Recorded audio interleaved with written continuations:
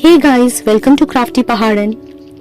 तो आज की इस वीडियो का लीड रोल जाता है इन डिब्बों को। ये डिब्बे आपको भी कुछ जाने पहचाने लग रहे हैं क्या? हाँ, ये वही डिब्बे हैं जो हम सबके किचन की शोभा बढ़ाते हैं। मिडिल क्लास अपब्रिंगिंग और घर के डिब्बों का एक अनूठा रिश्ता है। ये डिब्बे किसी भूल भुलैये से कम नहीं। जैसे इस चाय की पत्ती के डिब्बे में मूंगफली, म्यूसली के डिब्बे में दाल और सैंडविच स्प्रेड के डिब्बे में राई के दाने। जहां अभी रिसाइकिल, रीयूज और रिड्यूस ट्रेंड में है, बचपन से हमारे लिए ये एक एनवायरमेंट फ्रेंडली से ज्यादा बजट फ्रेंडली काम होता था। And this is how actually we learn to value things more. This environment day we are reusing these old plastic डिब्बास एंड बॉटल्स। आपको पता है 5 जून को वर्ल्ड एनवायरमेंट डे यानी कि विश्व पर्यावरण दिवस मनाया जाता है और इस साल यानी कि 2025 में इसकी थीम है एंडिंग प्लास्टिक पोल्यूशन ग्लोबली, मतलब प्लास्टिक प्रदूषण को वैश्विक स्तर पर समाप्त करना।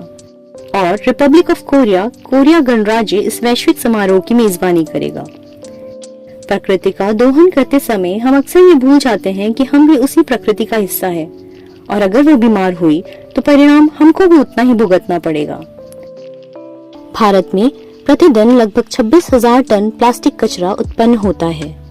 इसका एक बड़ा हिस्सा प्रतिदिन 10,000 टन से अधिक एकत्रित नहीं हो पाता, जिससे प्रदूषण बढ़ता है।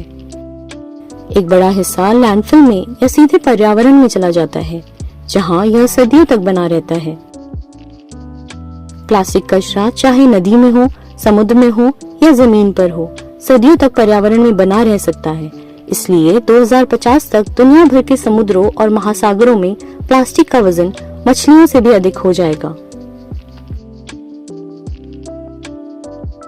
अब तक उत्पादित सभी प्लास्टिक कचरे का केवल 9% ही पुनर्चक्रित किया गया है और लगभग 12% को जला दिया गया है, जबकि शेष 79% लैंडफिल, डंप या प्राकृतिक वातावरण में जमा हो गया है। खादी और ग्रामोद्योग आयोग KVIC द्वारा शुरू की गई प्रकृति में प्लास्टिक को कम करना मुहिम का उद्देश्य अधिक टिकाऊ विकल्प प्रदान करके प्लास्टिक बैग की खपत को कम करना है। Happy world environment day. कैसी लगी आपको ये वीडियो मुझे कमेंट करके जरूर बताइए और ऐसी वीडियोस देखने के लिए सब्सक्राइब करके जाइए। See you in the next video.